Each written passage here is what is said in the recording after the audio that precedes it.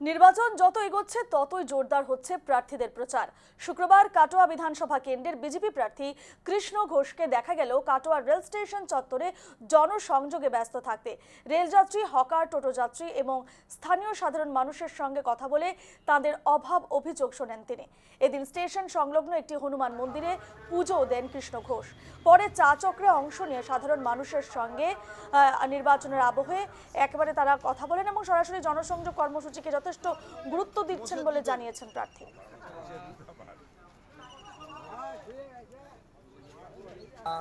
কাটোয়া যে কারবারতলা মোড় থেকে আমরা শুরু করি, সেখান থেকে হাঁটতে হাঁটতে হাঁটতে আমরা স্টেশন বাজার এসেছি। স্টেশন থেকে বিভিন্ন প্ল্যাটফর্ম সেখানে ঘুরে মানুষের সঙ্গে সাক্ষাৎ করেছি। ট্রেনে এমনকি আপনার ট্রেনে বিভিন্ন যাত্রীর সঙ্গে কথাবার্তা বলার পর সবজিওয়ালার সঙ্গে কথা বলেছি, যারা সবজি বিক্রেতা আছে তাদের সঙ্গে কথা বললাম। বিভিন্ন রাস্তায় আস্তে আস্তে বিভিন্ন লোকের সঙ্গে দেখা হয়, তাদের সঙ্গে কথা বলি, তাদের মতামত জানতে পারি। ফের এখানে আমরা চলে এসেছি এদিকে ছোটো লাইনের রেলপারে এদিকে। এখানে বিভিন্ন যে ব্যবসাদার যারা আছেন, টোটো, অটো, চা দোকান থেকে নিয়ে খাবারের দোকান, বিভিন্ন ব্যবসায়ীর সঙ্গে কথা বললাম। তারাও চাইছে পরিবর্তন, কেননা মানুষ এই যে সরকার থেকে বিরক্ত হয়ে গেছে। আপনারা জানেন যে গত পরশু রাত্রেও বাড়ি থেকে একটা 16 বছরের মেয়েকে তুলে নিয়ে গিয়ে ধর্ষণ করছে 7 জন মিলে। ভাবতে অবাক লাগে যে একজন রাজ্যের মুখ্যমন্ত্রী হয়েও আজ মা বা বোনেরা বা ঘরের কন্যারা সুরক্ষিত নয়।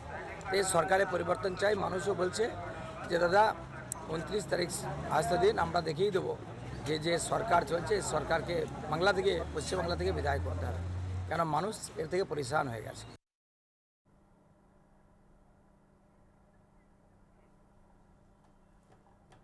এই নিয়ে আরো বিস্তারিত জানবো। এই মুহূর্তে সরাসরি রয়েছেন আমাদের প্রতিনিধি প্রবীণ মণ্ডল। প্রবীর, একেবারে চারিদিকে শাসক বিরোধী নির্বাচনী প্রচার তুঙ্গে বলা যায় এবং কাটোয়া বিধানসভা কেন্দ্রের বিজেপি প্রার্থী আমরা দেখতে পেলাম কৃষ্ণ ঘোষকে, তিনি একেবারে জনসংযোগে মাঠে নেমে পড়েছেন।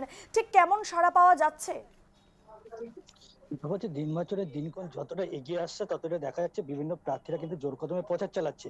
তেমনই দেখা গেল কাটোয়ার যে বিধানসভার যে বিজেপি প্রার্থী কৃষ্ণ ঘোষ, তিনি কিন্তু সকালে দেখা যাচ্ছে কোনো সময় স্টেশন, কোনো সময় হচ্ছে সবজি বাজার, কোনো সময় দেখা যাচ্ছে মন্দিরে পুজো দিয়ে এক কথা কিন্তু জোর কদমে প্রচার চালাচ্ছেন। তিনি জানান যে এবার হচ্ছে বাংলায় পরিবর্তন দরকার, বিজেপি সরকার বাংলায় এবার সরকার গঠন করবে।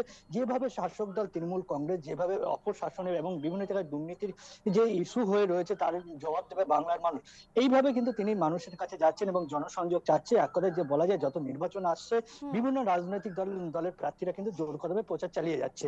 রূপা, একেবারে প্রবীর, দেখতেই পাচ্ছি কিন্তু এই যে জনসংযোগ তিনি করছেন, সেখানকার মানুষ, কাটোয়ার মানুষজনের তরফ থেকে ঠিক কি প্রতিক্রিয়া উঠে আসছে, তারা কাকে চাইছে, কিছু কি বোঝা যাচ্ছে? কাটোয়ায় আমরা দেখেছিলাম যে কয়েক মাস আগে কিন্তু বোমা বিস্ফোরণের মতন ঘটনা ঘটেছিল। সেখানে কিন্তু শাসক বিরোধী যেমন তরজা শুরু হয় যে বোমা বিস্ফোরণের ঘটনায় কিন্তু একজনের মৃত্যু হয়। এমনকি যে বাড়িটায় বোমা বিস্ফোরণ হয়েছিল সেখানকার চাল যেভাবে উড়ে গিয়েছিল, যে নির্বাচনের সময় কিন্তু এই কাটোয়া কিন্তু বারবার কিন্তু উত্তপ্ত হয়ে থাকে। যেখানে যে ওখানকার যে বিধায়ক রয়েছে বর্তমান বিধায়ক, সে আবার কিন্তু এবার তৃণমূল কংগ্রেসের প্রার্থী হয়েছে। অপরদিকে দেখা যাচ্ছে একদিকে যখন যে বহুবারের বিধায়ক সে আবার প্রার্থী, একবার যে বোমা বিস্ফোরণের ঘটনা, আবার এই ধরনের এই যে ভোট যত এগিয়ে আসে ততই কিন্তু রাজনৈতিক উত্তাপ কিন্তু এই কাটোয়া এলাকায় কিন্তু যেমন চড়া দিচ্ছে। তারপর দিকে কিছু মানুষ চাইছে বাংলায় পরিবর্তন দরকার।